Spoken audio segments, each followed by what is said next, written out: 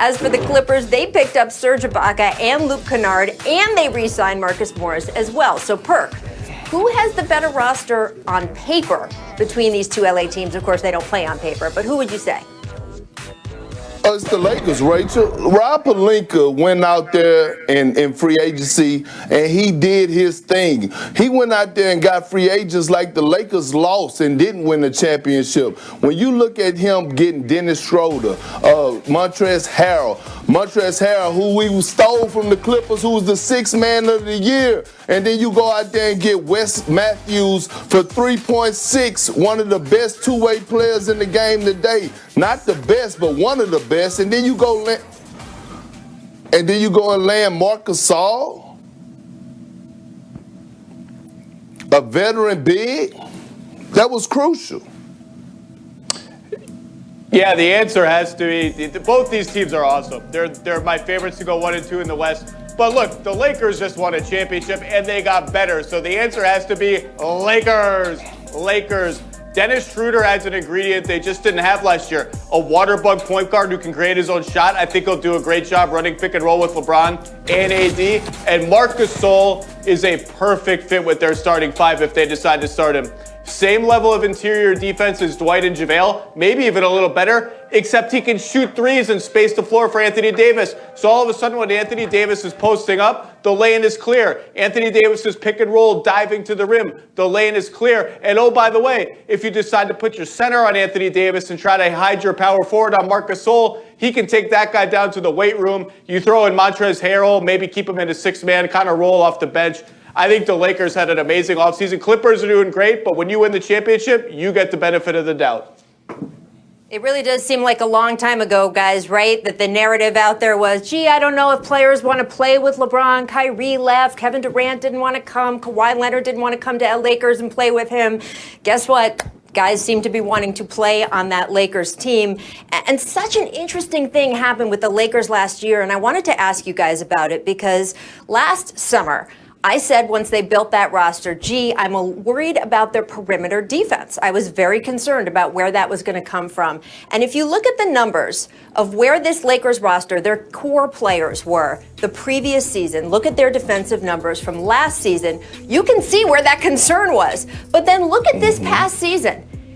Every single guy got better. I mean, much better. And I would say this is in some ways the Frank Vogel effect. This is in some ways LeBron getting serious on defense the way he hadn't in the previous few years.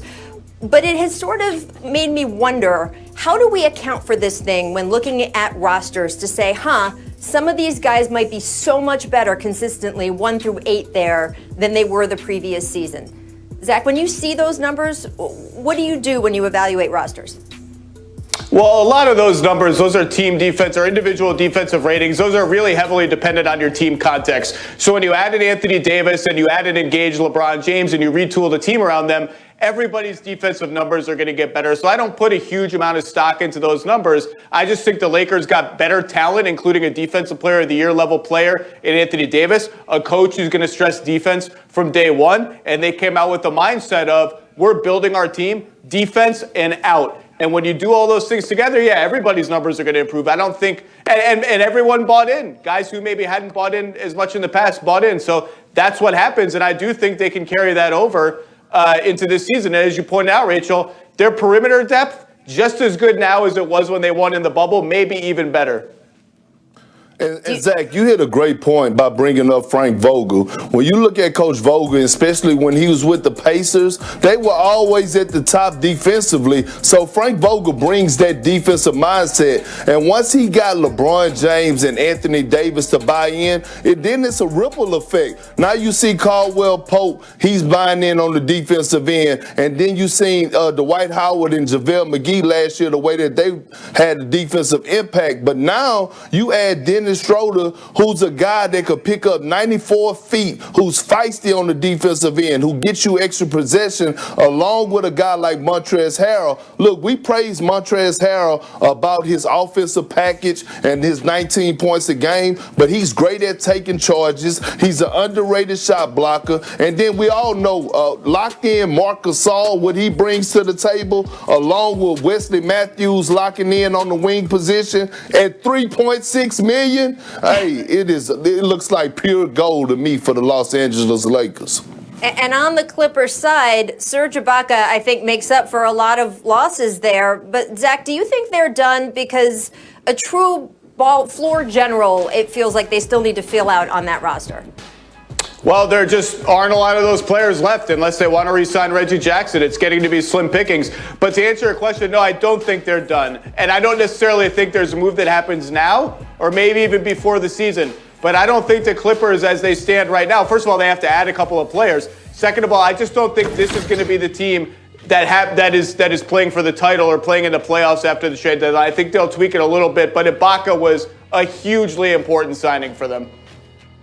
I agree. Look, the Clippers dropped the ball. I thought they would be more aggressive this offseason. I thought that they would try to go out there and really pursue Rajon Rondo because that's what they're missing. They're missing that floor general. They're missing that veteran leader to be on the ball club, to be that guy who controls the locker room outside of basketball. But they didn't go out there and they didn't be aggressive. To me right now, the Clippers are losing, especially the LA battle, but they're losing in the free agency battle tremendously. Serge Ibaka was a good pickup, but they needed to add more pieces, and they're not getting it done right now. Well, they got time before the trade deadline, still months away. We'll see how they tweak and come up with a roster that's going to take them into the playoffs. I do want to move on to Gordon Hayward because he and the Hornets agreed to a 4-year, $120 million deal over the weekend, guys. A lot of folks question Hayward opting out of his $34 million option with the Celtics for next season, but clearly it was for a reason. It worked out for him. Right, so they trade for Dennis Schroeder, they add Gasol, they add Montrezl Harrell. What are you hearing about everything they're doing this offseason? Well, it's pretty rare when a defending champion actually upgrades their bench and upgrades on players who helped them win a title. Rajon Rondo went to Atlanta. Dwight Howard goes to Philly. So they bring in Dennis Schroeder in a trade, a Sixth Man of the Year candidate.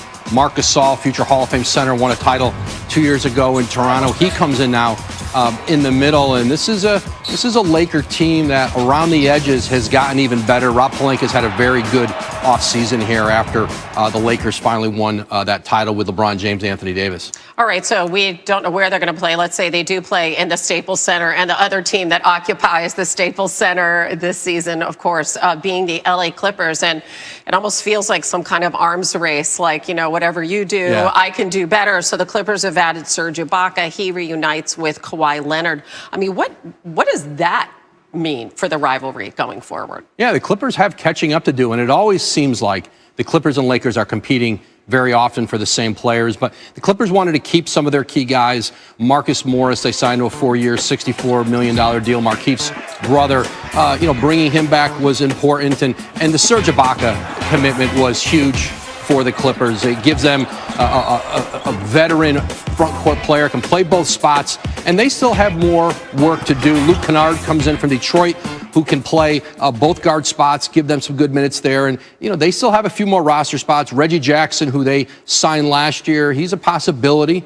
He might be able to return to that Clipper bench. But, with Ty Lue, this is a different team now, and this is a different head coach and a little different way of looking at things. But the Clippers know they've got a gap to close with the Lakers. Really quickly, do you have a sense of how involved Ty Lue is with these personnel decisions, how front and center he is with what's happening there? Yeah, it's a pretty collaborative place there. Lawrence Frank, Mike Winger, their front office, they spend a lot of time talking with Ty Lue about how pieces fit and how they want to play. And I know that's a conversation they have every day. It's just so